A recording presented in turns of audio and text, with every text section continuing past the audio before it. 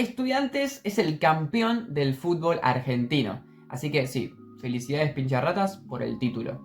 Ahora, vamos a analizar la final que tuvieron contra Vélez y vamos a proponer dos ramificaciones conceptuales.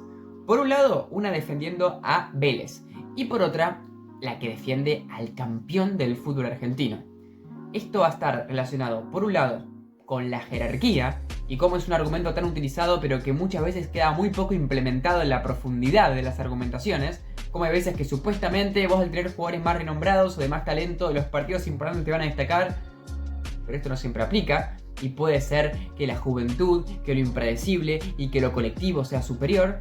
Y por otro lado, el pincha como un villano, como un equipo muy criticado, como un equipo que lo ponen como ejemplo para decir cómo la Copa de la Liga no termina haciendo que merezcan los equipos que hay en la Copa de la Liga ser considerados el mejor equipo del fútbol argentino, y como realmente eso no tiene mucho que ver con lo que fue Estudiantes de esta temporada. No fue un mal equipo. Ojo, las últimas dos fechas, ya sea semis y ya sea la final, quedó con esa imagen, porque se dio de esa manera. Pero nada tiene que ver con que el pincha merezca ser bastardeado de esa manera.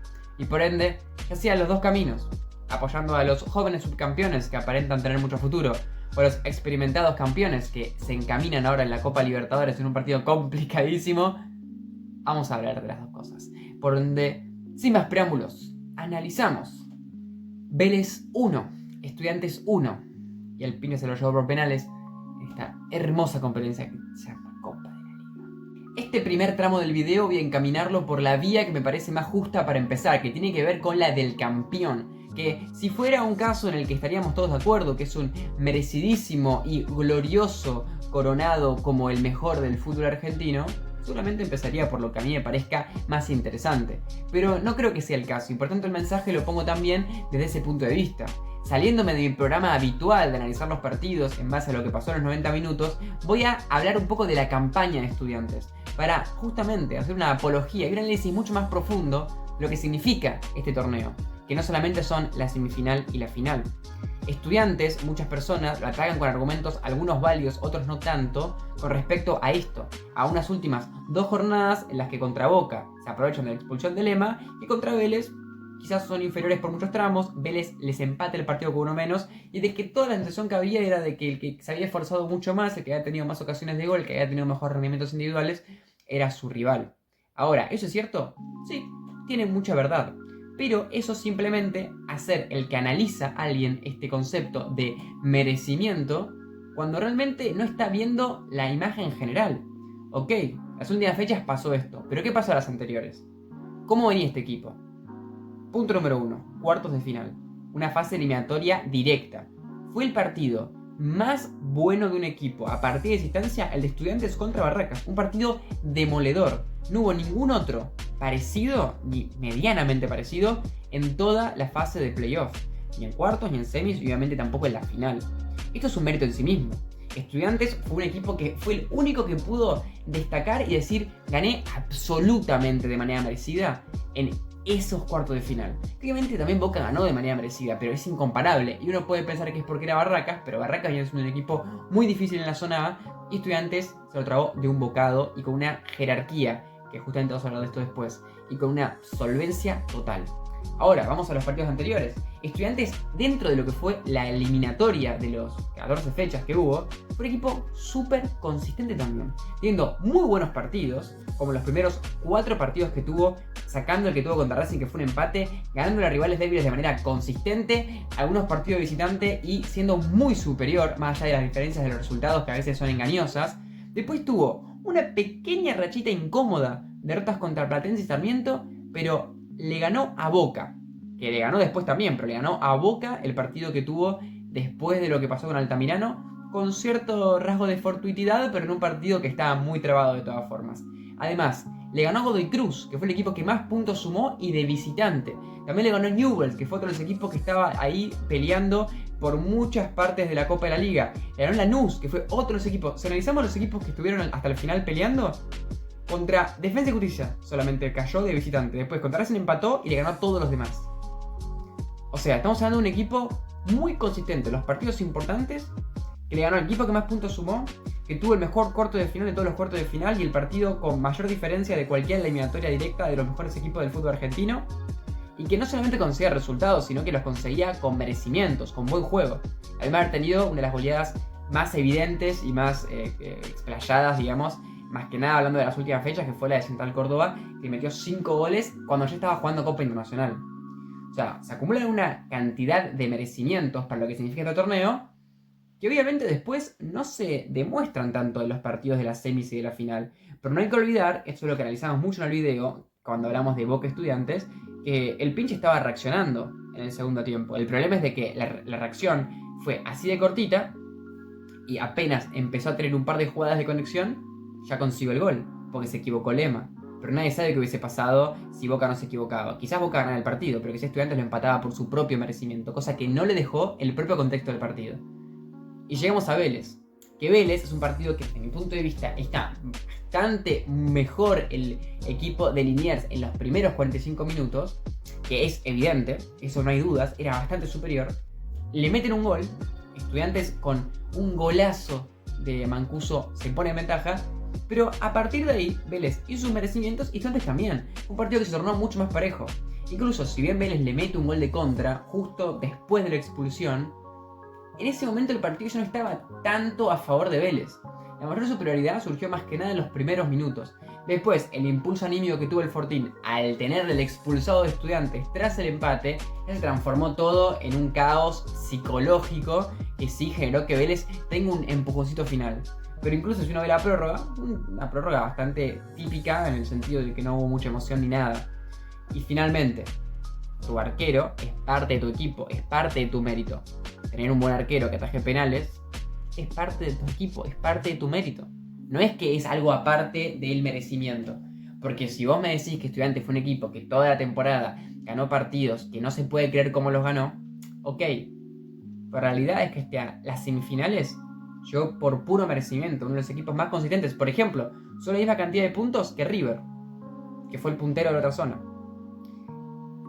Por otro lado, sí es cierto que si nos paramos a analizar los partidos que tuvo, se vio superado. Contra Boca por un gran tramo, hasta que hace los cambios para mí, y contra Vélez ya fue una superioridad medio rara, porque era un partido que ambos tenían cierta peligrosidad, pero que evidentemente el más beneficiado era Vélez. Y por tanto podemos decir sin ningún problema, sin ningún miedo, que Estudiantes fue inferior contra Boca y fue inferior contra Vélez cuando se jugó en la cancha, sin contar los penales. Es algo que no se puede desmentir y no está fuera del análisis, hay que tenerlo en cuenta. Pero ¿qué pasó con Estudiantes en esos partidos? Por un lado se benefició de la falta de efectividad de los rivales. El rival no mete lo que tiene que meter cuando lo tiene que meter, siendo una falencia del oponente, vos lo aprovechás quedándote vivo y llegando a los penales. En un caso lo empatás, cuando quizás el rival tuvo muchas ocasiones, como le pasó a Boca, y en otro lado, Vélez nunca se puso en ventaja siquiera, y te pusiste vos en ventaja primero, golpeaste vos antes que el otro te golpee, aprovechando vos una virtud tuya, que fue la efectividad. Entonces, si vamos a ver el fútbol, en este caso, porque es conveniente, desde un punto de vista netamente de merecimientos en cuanto a la iniciativa, y no vamos a analizar los aspectos de la efectividad, de la falencia de efectividad, de la capacidad de los centrales de Estudiantes, tanto Lolo como Cid Romero, que sacaron todo, tanto en muchos partidos de la temporada, pero en general, y mucho más en los partidos contra Boca y contra Vélez, que son otras virtudes importantes del equipo. Los partidos de Acasíbar, Renzo Pérez, jugadores de contención que sacan, que meten, que sufren en estos partidos que fueron inferiores, pero que así todo tuvieron rendimientos defensivamente altos. Se acumulan muchos factores que hacen entender de que si Estudiantes contra Boca no perdió 3-0 o 2-0 cuando Boca estaba mejor, también es en parte porque Estudiantes hizo algo defensivamente para cubrir esos espacios o para salvarse de esas jugadas en las de que no podía colectivamente cubrirse. ¿Hubo errores en los planteos? Sí. El primer tiempo contra Boca fue pésimo, como Boca pudo atacar por los laterales de manera muy sencilla. Contra Vélez, por ejemplo, los espacios a las espaldas de Mancuso constantemente completados hacia Fernández, como un error garrafal, nuevamente le terminaron achacando los mismos errores que contra Boca y no pudieron corregirlos. Pero así todo, hubo algunos cambios, como por ejemplo el que fue ese titular, que había sido importante en el segundo tiempo contra Boca y que esta vez lo incorporó como titular, que tiene todo el sentido del mundo porque es una manera de corregir.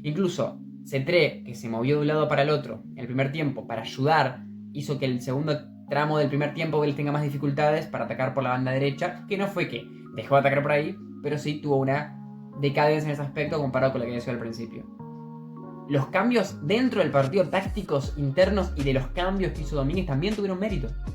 Por tanto, sí, si analizamos superficialmente, obvio, me parece que Estudiantes tenía que haber perdido contra Boca, aunque hay un factor que ya dijimos que es el de que no le alcanza para merecerlo porque el rival se equivoca muy gravemente, y contra Vélez posiblemente también, de manera más evidente, mereció perderlo. Pero, ¿es suficiente eso? ¿No es quedarnos solamente en la superficie y no ver todo lo que hay alrededor de un equipo de fútbol?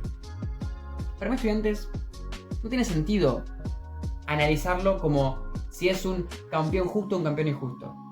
Porque la justicia es un concepto completamente abstracto y que encima en el fútbol suele estar radicado a las faltas y a lo relacionado con el arbitraje.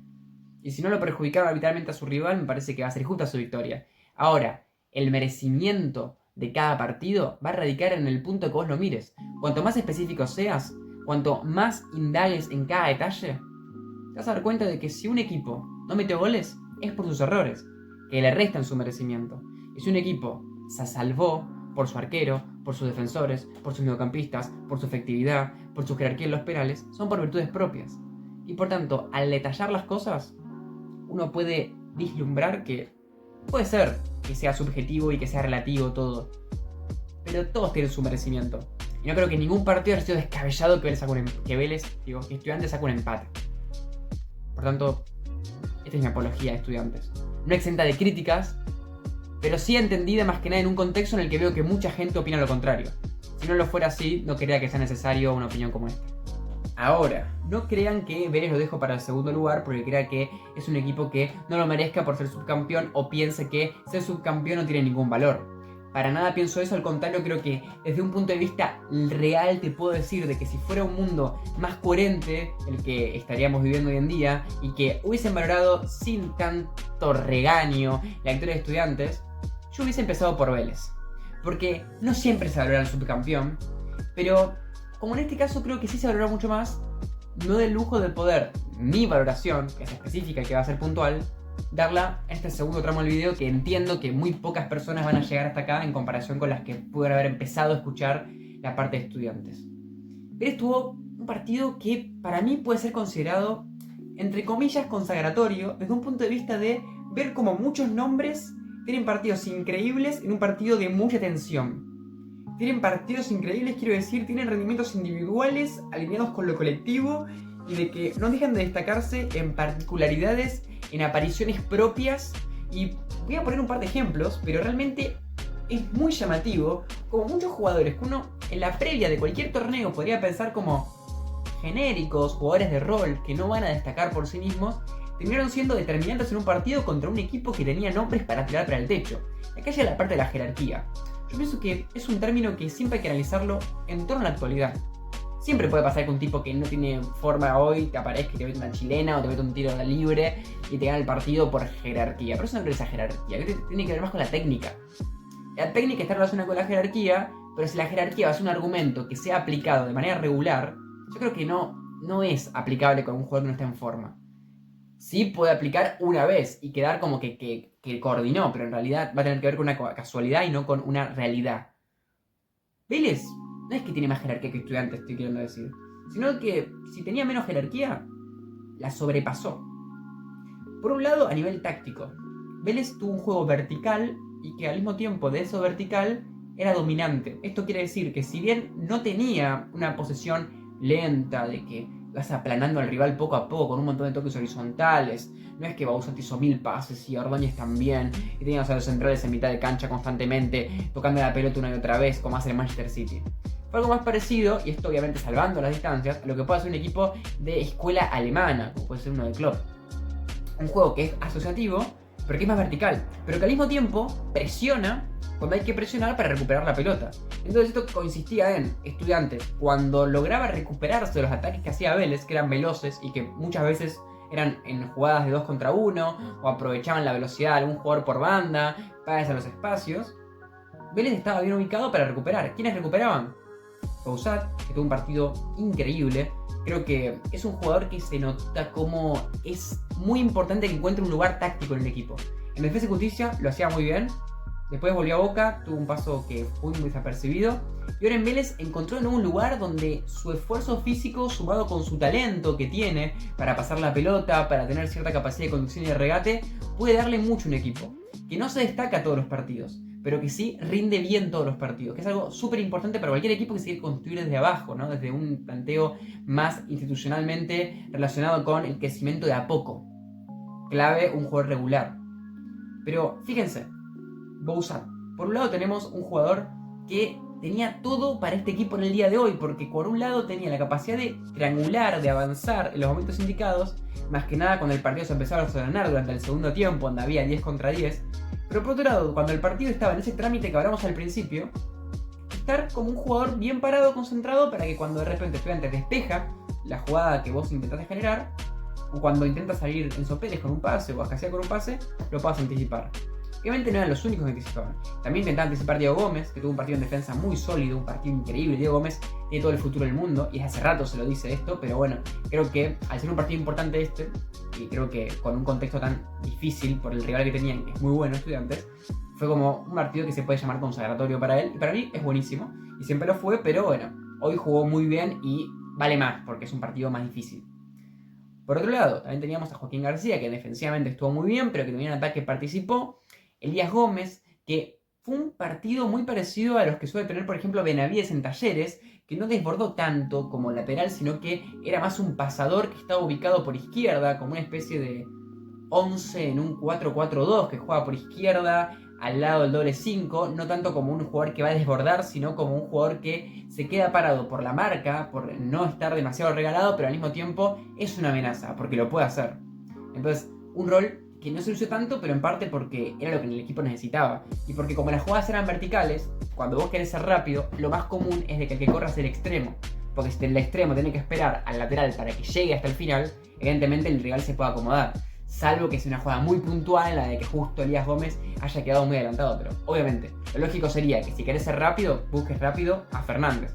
Que acá tenemos a Thiaguito, que fue el mejor del partido indudablemente, con una cantidad básicamente incontable de jugadas, las de que sobrepasó a Mancuso o sobrepasó a Lolo, que uno lo puede ver físicamente y parecería ser que no los puede superar ninguno de los dos, pero que a través de técnicas de regate súper interesantes, como por ejemplo elevar la pelota a través del pie de la marca, pasaba y pasaba y pasaba y ponía el cuerpo súper bien, y así desbordó 1000 veces. Ahora, ¿cuál fue el problema de Vélez? Vélez tuvo un problema que se dio muchas veces, que es que lograba desbordar perfectamente, pero a la hora de tirar los centros, yo creo que por un lado, al ser desbordes tras una gambeta que conlleva tanto esfuerzo físico, muchas veces el jugador llega a esa instancia más agotado, más desesperado por terminar la jugada, y por eso a veces los pases eran malos. Incluso hay una en el primer tiempo que Thiago Fernández tira un centro y casi se le mete al arquero, que eso es evidentemente porque le salió mal el centro.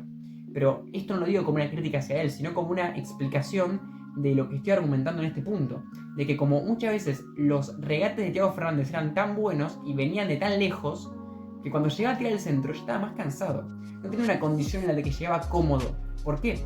Porque la idea de Vélez no era una idea de terminar con un Thiago Fernández solo, sino terminar con un Thiago Fernández que esté 1 contra 1.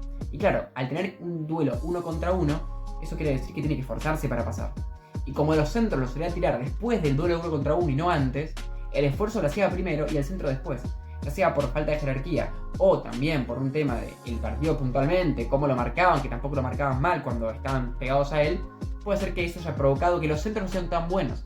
Y al los centros no ser tan buenos, hubo muchas jugadas de desborde que evidentemente muestra de superioridad de Vélez, porque eran jugadas que venían a través de un pase de Elías Gómez, un pase de Bouzat, un pase incluso de Valentín Gómez, pero que no podían terminar una jugada tan clara porque no había un buen pase final.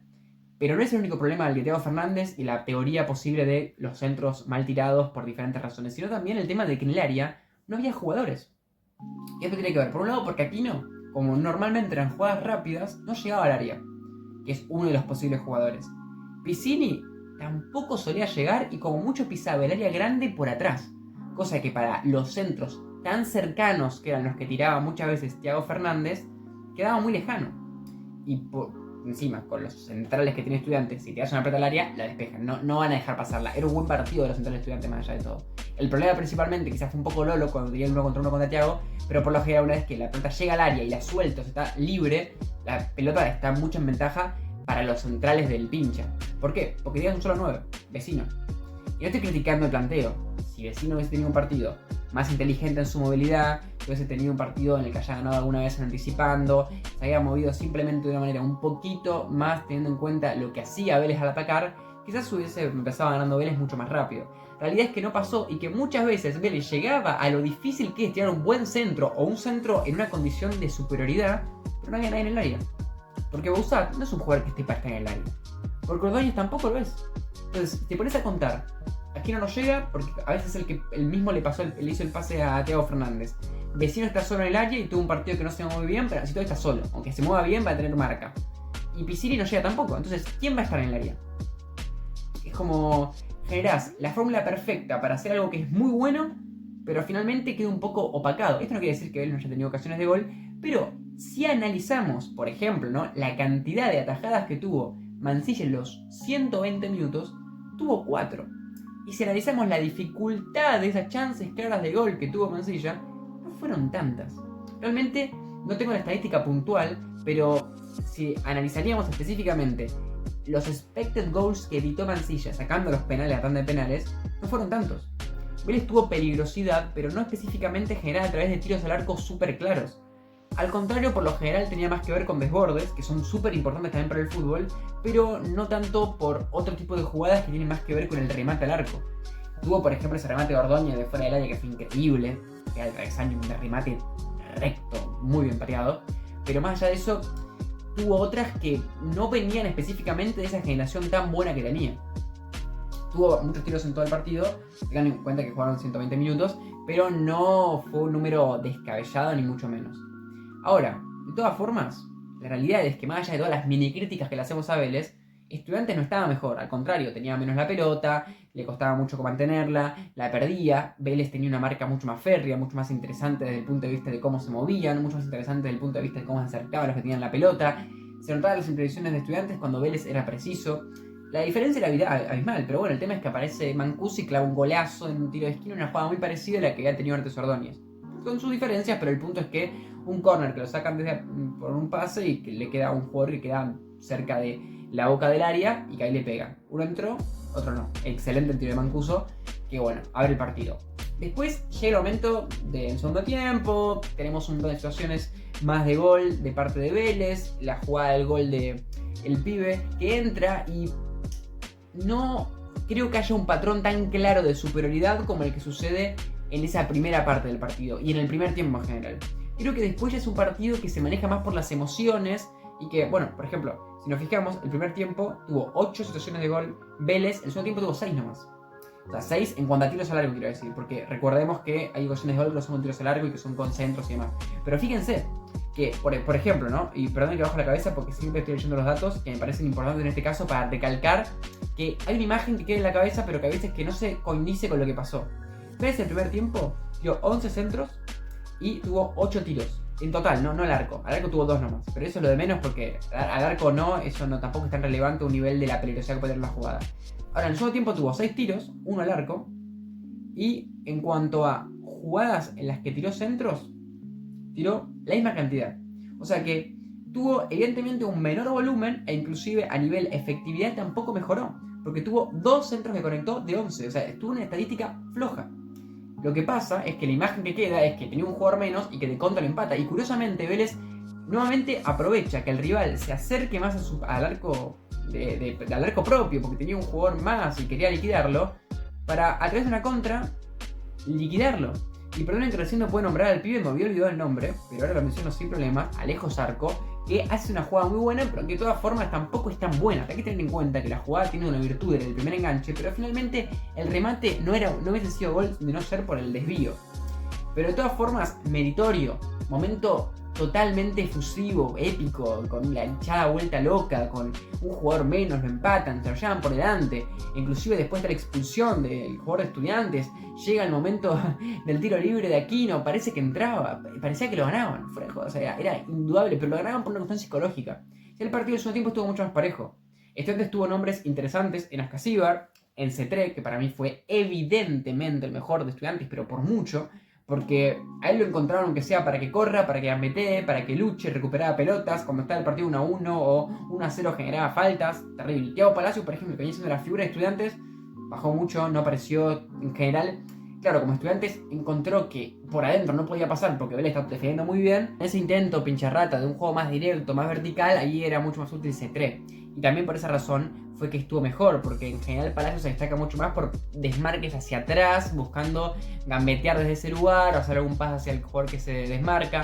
Por ejemplo, el ingreso de Mesa no fue tan interesante como lo fue la vez pasada contra Boca. Pero la idea que quiero que quede de este momento del video en el que hablamos más del partido en general es de que Vélez fue superior evidentemente, pero que Estudiantes igual tuvo una cierta paridad, más que nada en el segundo tiempo, y más que nada después del envión ese que tuvo Vélez en esa etapa en la que parecía que se llevaba por delante. Y a través de C3, a través de Lolo, a través de Said Romero, logró sostener el partido. Pero fue superior Vélez. El problema es que atacó de manera efectiva, pero efectiva desde un punto de vista de ser efectivo a la hora de generar peligro, no de generar goles. Porque la generación de goles tuvo que haber estado acompañada también por un movimiento mejor del 9, más presencia en el área. O sea, detectamos la incoherencia o ilógica en tirar centros que lleguen a áreas despobladas o pobladas por el rival. Hay una incoherencia que tiene que ver con sé hacer muy bien algo, pero no lo acompaño. Por eso, por ejemplo, no se puede aprovechar un gran primer tiempo de Thiago Fernández, que no hubo ninguna jugada en la que haya habido un centro que haya sido rematado de buena manera. Fueron todos centros o jugadas de él, pero que no terminaban siendo terminantes, o mejor dicho, determinantes por esa razón.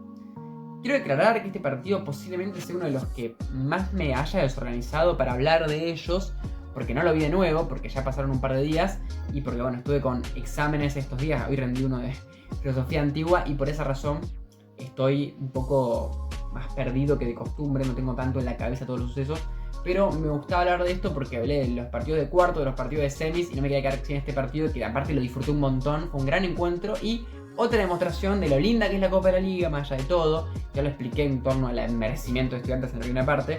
Y también lo del espectáculo del partido, que fue muy entretenido. Pero no solamente porque hay fútbol en cuanto que hay ida y vuelta como en la Premier, sino que hubo momentos más de ida y vuelta, hubo momentos de pica, hubo momentos de garra, hubo rendimientos individuales muy interesantes, hubo gambete, hubo potrero, hubo de todo. Y eso me encantó. Así que sin más preámbulos, díganme qué opinan de esta final del pincha campeón, de Vélez subcampeón, que fue un equipo que va a quedar en la memoria de muchos posiblemente por lo que dio más que nada en este último partido. Y sin más preámbulos, nos vemos.